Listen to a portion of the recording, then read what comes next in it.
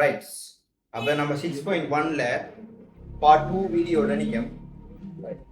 இப்போ நான் கடைசி என்ன உலகத்தில் இருக்கிற அவ்வளோ வாகனத்தையும் வாய்ப்படுத்தலாம் இருக்கேன். ரைட், 5 வகையாக வாய்ப்படுத்தலாம். உலகதா உலகத்தில் இருக்கிற அனைத்து வாகனங்களையும் 5 வகையாக வாய்ப்படுத்தலாம். அந்த வகைகள் என்னங்கிறத இப்போ பார்க்குறோம். ரைட்டா, பார்த்து போட்டு அங்கால வாகனத்தில் பார்ட்ஸ்னையும் கொண்டுட்டா போகும். உலகதா இப்போ ஹெடிங் போடுங்க, மோட்டார் வாகன வகைப்படுத்தல்கள். மோட்டார் வாகன வகைப்படுத்தல்கள். ஓகே, மோட்டார் வாகன வகைப்படுத்தல்கள்.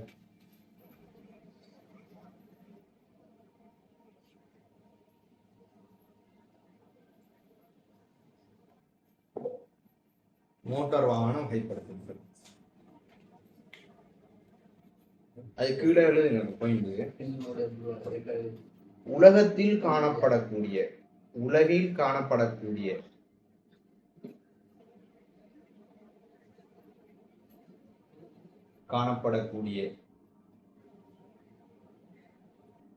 அனைத்து மோட்டார் வாகனங்களையும் பின்வரும் நியதிகளுக்கேற்ப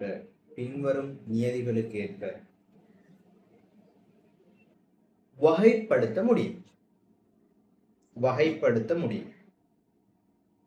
பின்வரும் நியதிகளுக்கேற்ப வகைப்படுத்த முடியும்.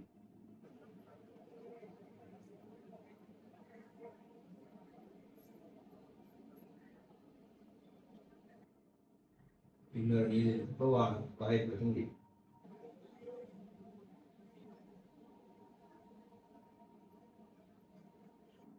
முதலாவது, வாகனத்தின் சுமையினை கொண்டு.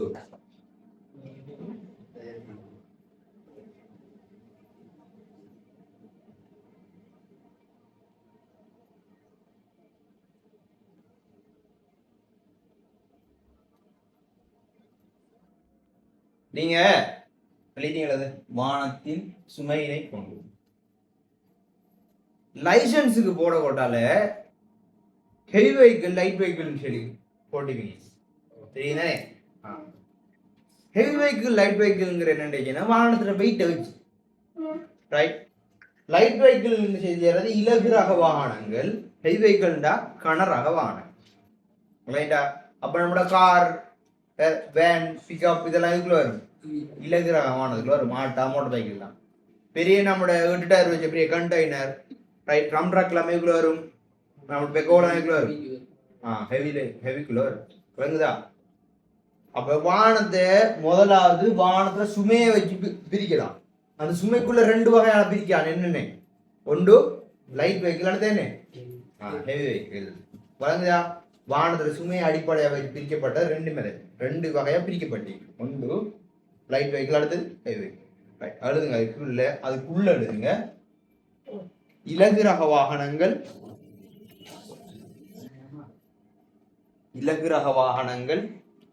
அடுத்தது கனரக வாகனங்கள். அதுக்குள்ள 2 இருக்கு. இலகு ரக வாகனங்கள், கனரக வாகனங்கள்.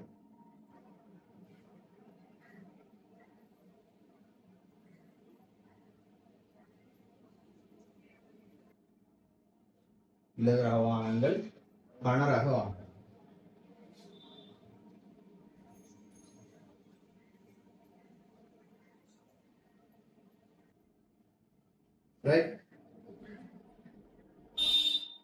இரண்டாவது, சக்கரங்களின் எண்ணிக்கையை கொண்டு.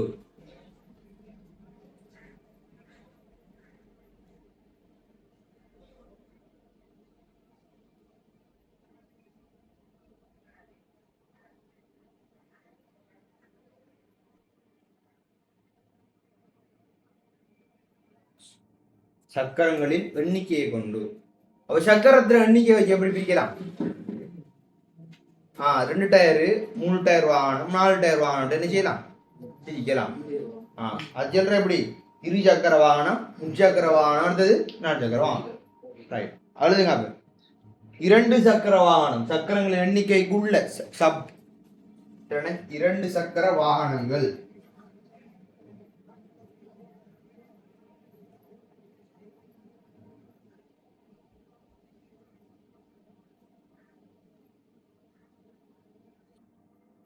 2 சக்கர வாகனங்கள், 3 சக்கர வாகனங்கள், முச்சக்கர வாகனங்கள்,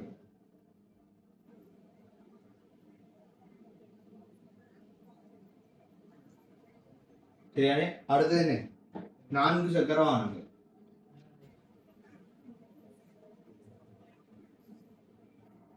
மூன்றாவது தகனம் நடக்கும் இடத்திற்கேற்ப வகைப்படுத்தலாம்.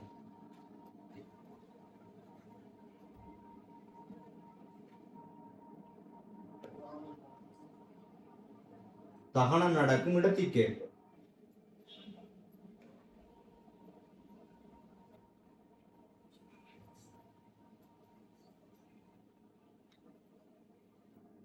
ரைட்.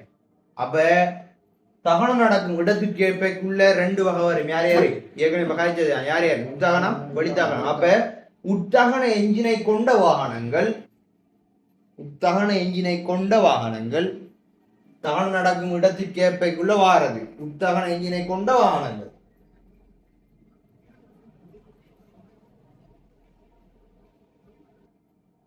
நாலாவது சரி, உத்தகன எஞ்சினை கொண்ட வாகனங்கள். அடுத்தது வெளித்தகன எஞ்சினை கொண்ட வாகனங்கள்.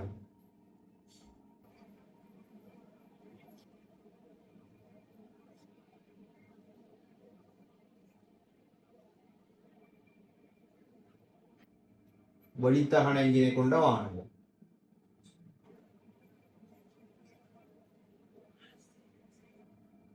நாலாவது எரிபொருள் பாவனை. வாகனத்துல எரிபொருள் பாவனை வச்சு வாகனத்தை 2 பிரிக்கிறாங்க. என்னென்ன வாகனம்? வந்து பெட்ரோலும் டீசல். வலுங்க பெட்ரோல் டீசல்.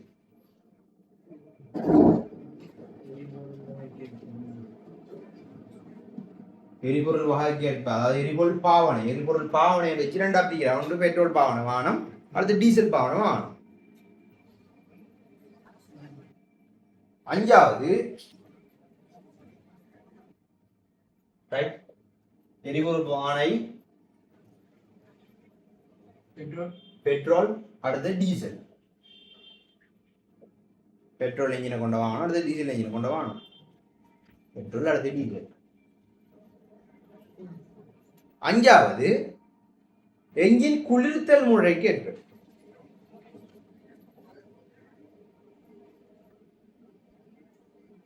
என்ஜின் குளிர்த்தல் முறைக்கு ஏற்ப.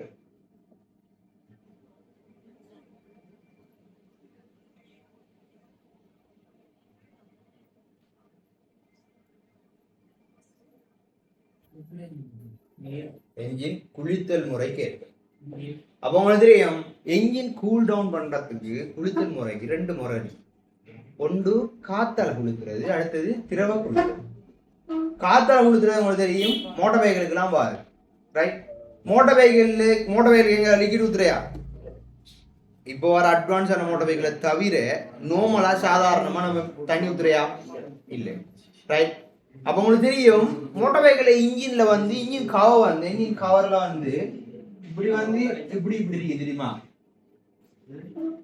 இப்படி இருக்கும், சாடு மாதிரி இருக்கும். அண்ணாலையா என்ஜின் பாடியில் எப்படி பள்ளம் இருக்கும் அங்காலஞ்சல். என்னத்துக்கு அது? என்ஜின் இப்போ ஒரு சின்ன கோடு இந்த அளவுல இருக்கிறதுக்கும் அதுல பரப்பை கூட்டுறதுக்கு இப்படி செஞ்சா பரப்பை கூடும். சரியா? போல தெரியும், இளைமணிக்குள்ள எல்லாம் படிச்சுட்டீங்க. ரைட். அப்ப இன்ஜின் மேற்பரப்பை கூட்டுறதுக்கு என்ன செஞ்சிக்கான்? மடிச்சு வச்சுக்கான். அப்போ ஒரு மேற்பரப்பை கூட்டினா கூட பரப்புல காத்துப்படுது. சரியா? போலையா? அப்ப அந்த ஏரியாவுக்கு சூடு கடத்திக்கு போகல. இன்ஜின்ல கூட பரப்புல காத்துப்படுச்சுன்னா இன்ஜின் என்ன டக்குன்னு கூல் டவுனா வழங்குதா? ரைட். இது காற்று குளித்தல். திரவ குளித்தல் இருந்துச்சுன்னா ரேடியேட்டர்.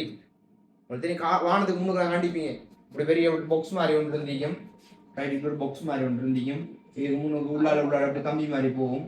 இது கடையில் எல்லாம் தகடு மாதிரி ஃபுல்லா மேலுக்கு ஒரு மூடி ஒன்று போட்டி. இது என்ன? ரேடியேட்டர். இதுல தண்ணி இன்ஜின் சுத்தி ஓடி வரும். இன்ஜின் உள்ளால தண்ணி வரும் ஓடி. ரைட்டா? ஒரு திரவம் ஓடி வரும். தண்ணியில ஒரு திரவம். ரைட். திரவம் ஓடி வரும்.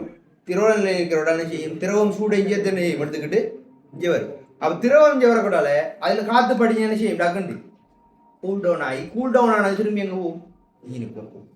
அப்ப என்ஜின் குளித்தல் முறை வந்து இந்த எல்லாத்தையும் இப்ப படிக்க போறோம் பின்னால். ரைட். எஞ்சின் குளித்தல் என்ன, அதுக்குள்ள எத்தனை சதவீதம் போகணும், எவ்வளோ சதவீதம் கூழ் வெளியால் போகணும், அதுக்குள்ள என்னென்ன வகையான முறைகள் இருக்கு, அதுக்குள்ள என்னென்ன வேல்வுகள் இருக்கு, எல்லாம் படிப்போம். சரியா? இப்போ உங்களுக்கு தெரியும் எஞ்சின் குளித்தல் முறையை வச்சு இன்ஜினை ரெண்டா பிரிக்கலாம், வாகனத்தை ரெண்டா பிரிக்கலாம். என்னென்ன? ஒன்று ஏர் கூலிங் கூடிய வாகனம், அடுத்தது லிக்விட் கூலிங் வரப்போகுது. விளையிட்டா? அப்பொழுதுங்க அதுக்கு ரைட். காற்று குளித்தல் வாகனங்கள், இதுக்குள்ள வர சப் காற்று குளித்தல் வாகனங்கள், திரவ குளித்தல் வாகனம். காற்று குளித்தல் வாகனங்கள், திரவ குளித்தல் வாகனங்கள். ரைட்.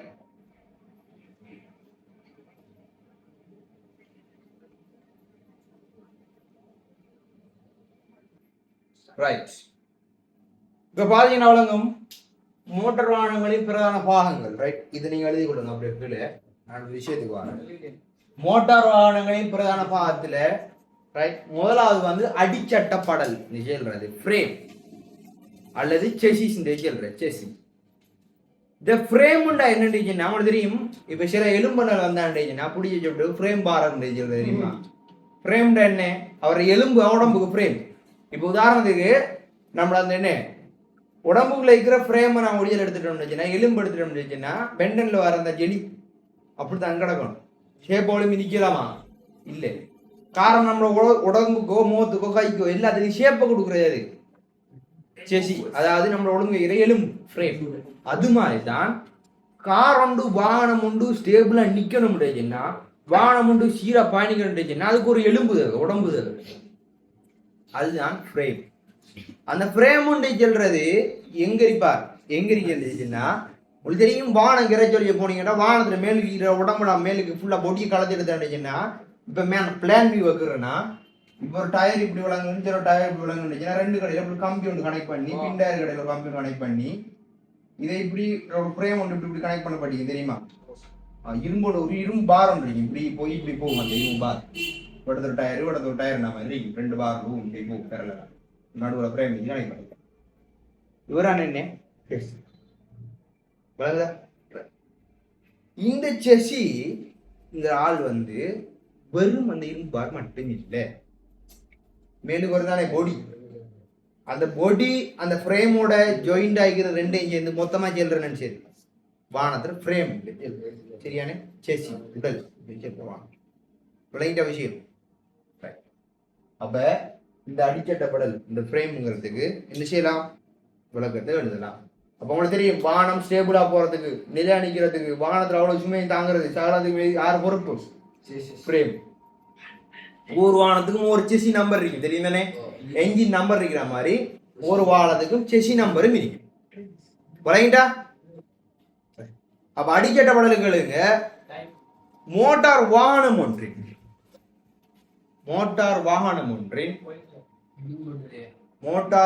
ஒன்றின் அடிச்சட்டப்படல் ஹெடிங்க போட்டு கீழே எழுதுங்க. மோட்டார் வாகனம் ஒன்றின் அடிச்சட்டப்படல்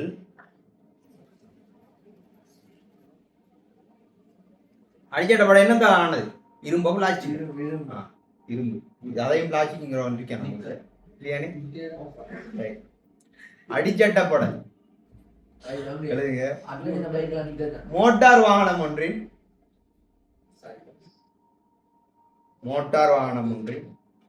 அடியில் காணப்படக்கூடிய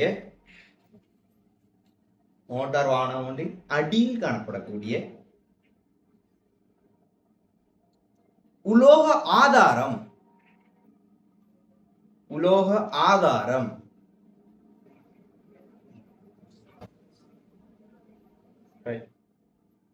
அடிச்சட்டப்படலாகும்.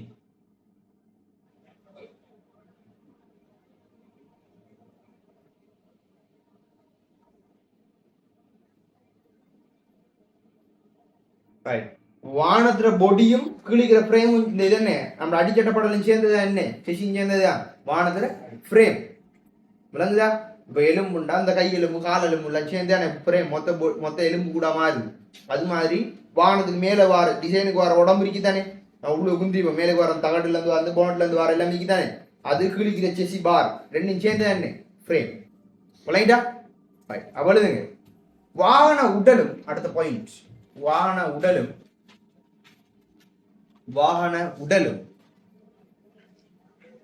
வாகன உடலும் அடிச்சட்டப்படலும் அடிச்சட்டப்படலும் அடிச்சட்டப்படலும் இணைந்து இணைந்து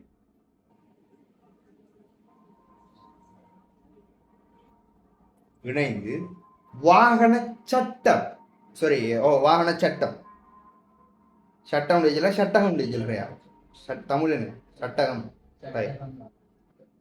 சட்டம் சட்டம் இல்லாம ஃப்ரேம் ரைட் வாகன சட்டகம் பிரேக்கெட்டுக்கு ஃப்ரேம் ஃப்ரேம் எனப்படும் ஃப்ரேம் எனப்படும் அடிச்சட்டப்படலுடன் தொடர்ந்துடுங்க அடிச்சட்டப்படலுடன் வாகனத்தின் சக்கரங்கள்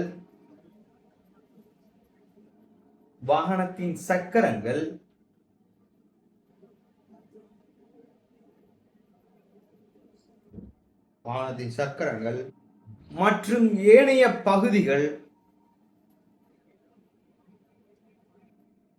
ஏனைய பகுதிகள்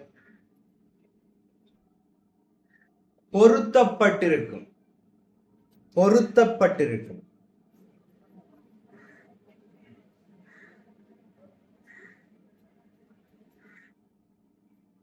அப்ப என்ஜின் இருந்து சகல பார்ட்ஸ் மேல போட்டு பட்டிக்கும் ஃப்ரேம் தான் போட்டு பட்டி வாகனத்தை ஸ்டேபிளா சமநிலையில வச்சுக்கிற யாரு உங்களுக்கு ஃப்ரேம் ரைட்டா அதே டைம்ல வாகனத்துல வர அவ்வளவு வெயிட் தாங்குற யாரு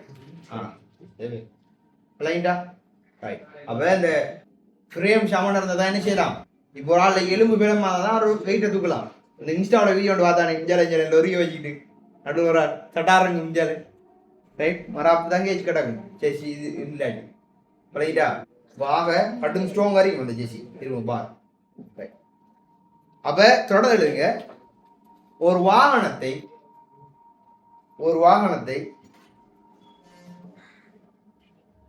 சமநிலையில் வைத்திருப்பது மொத்த நிறையை தாங்கிக் கொள்வதும் அடிச்சட்டப்படலில் நோக்கமாகும்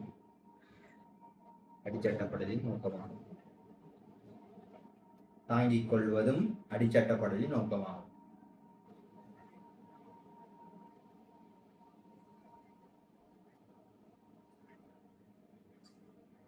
அப்ப அடிச்சட்டப்படல் எப்படிக்கணும் கிளமைக்கணும் சரியானே அப்ப என்ன சொல்ற நமக்கு உருக்கள் இணைக்கப்பட்டு உருக்களை எப்படி பண்ற போல்டு போட்டு கூட்டிக்குமா வெல்டிங் பண்ணப்பட்டீங்க காய்ச்சி நெய்யப்பட்டு கொலைண்டா அப்ப எழுதுங்க அடிச்சட்டப்படலுக்காக வெல்டிங் பண்றது நமக்கு ஒரு பாடம் இருக்கா பின்னால அதுல என்ன சொல்லி அதுல படிப்பீங்க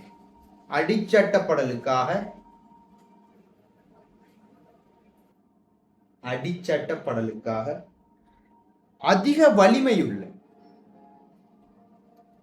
அதிக வலிமையுள்ள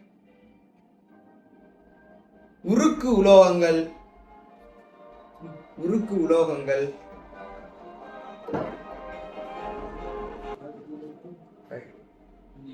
உலோகங்கள் காய்ச்சி இணைத்தல் மூலம் அதிக வலிமையுள்ள உருக்கு உலோகங்கள் காய்ச்சி இணைத்தல் மூலம்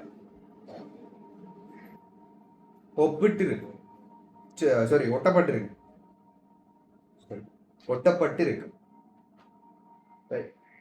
காய்ச்சி இணைத்தல் மூலம் ஒட்டப்பட்டு இருக்கும் ரைட்டா அது வந்து இப்போ இடையில போய் பண்ணா பேக்கரிக்காரன் போயிட்டான் உணவு நமக்கு கிரிக்க வழி இல்லை ரைட் ஓகே இவ்வளவுதான் இந்த செஷன் ரைட் இதுக்கு பின்னால் வாரது நமது மிச்ச பார்ட்ஸ் தானே என்ஜின் ரைட் என்ஜின் பாடி இதுக்குள்ள பவர் டிரான்ஸ்மிஷன் பார்ட்ஸ் சொல்லி வார மிச்ச பார்ட்ஸ்லாம் என்ன செய்யணும் படிக்கணும் ரைட் அப்ப தொடர்ந்து அடுத்த வீடியோவில் நினைஞ்சிருங்க ரைட் சைனிங் ஆஃப் பபாய்